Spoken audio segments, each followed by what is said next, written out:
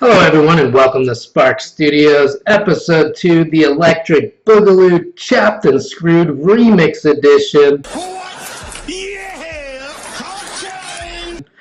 I'm your humble host, Kid Quark, and today's episode we're going to be talking about the ethics of economy and industry and some of the flaws of capitalism and how it's inhibiting societal growth today. Now, before I start bashing capitalism, I want to make something perfectly clear. I love America, and I love capitalism too. I mean, where else on the planet can I order a 6-pound steak, have it delivered to my house by pressing a single button on my phone, and then when my heart gives out due to the reckless consumption of artery-clogging red meat, I can just buy a new one?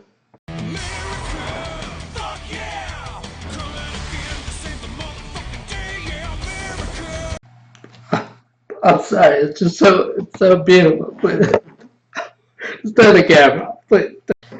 With that being said, though, capitalism is a great economic principle. It promotes progress through competition, kind of like a socio-economic Darwinism that allows only the best ideas to survive, which is what has made society so great today. Now, the only problem with that is that the same principle that makes capitalism so great ironically makes it terrible as well. And that's because capitalism is concerned with one thing, and that's cash money. Biggie said it best, more money, more problems. You see, capitalism has limitations, and though it's great as an economic principle for business, it's been inhibiting America because it doesn't always have the people's best interest at heart. Now, you might be thinking, well, what do you mean, Kid Quark? What happened to all of this, oh, I love steak delivered to my house thing? Well, if you can count on me to do one thing, that's contradict myself. I mean, just ask my girlfriend. On a serious note, though, capitalism doesn't have a place in certain parts of society. A great example of this is when you look at the American justice system. Like, did you know that despite being one of the wealthiest nations, America also has one of the highest incarceration rates of all other countries? And I mean by a landslide. It's not even really a contest. Now, does this mean that all Americans are filthy criminals? Well, other than M. Night Shyamalan ruining Avatar for everyone.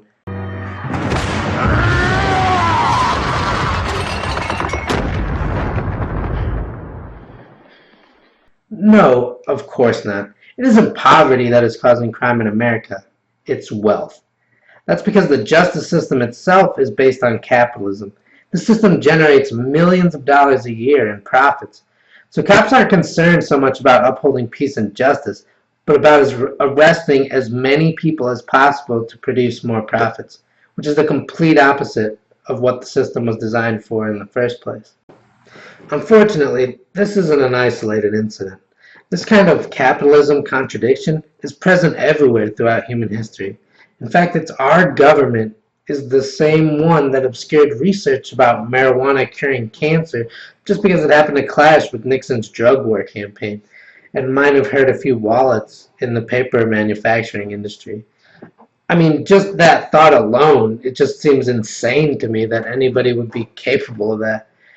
But just when you think it can't get any worse, there are food companies selling GMO, steroid pump poison to the population, making them sick, and then turning around and selling them drugs through pharmaceutical companies to combat this sickness and poison with more poison.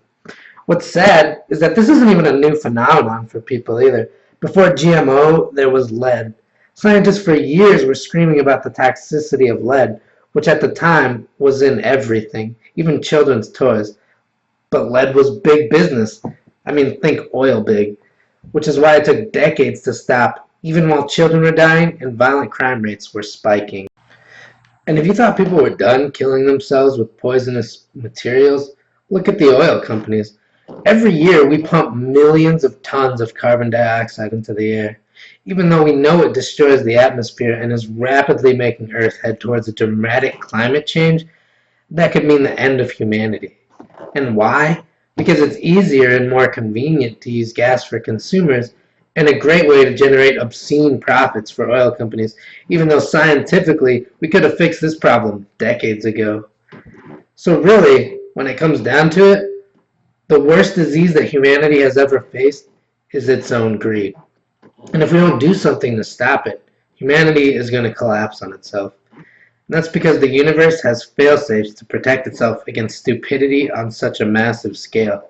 I mean, what we do collectively as humanity is no more evolved than a teenager smoking cigarettes with no regard for their own health or future.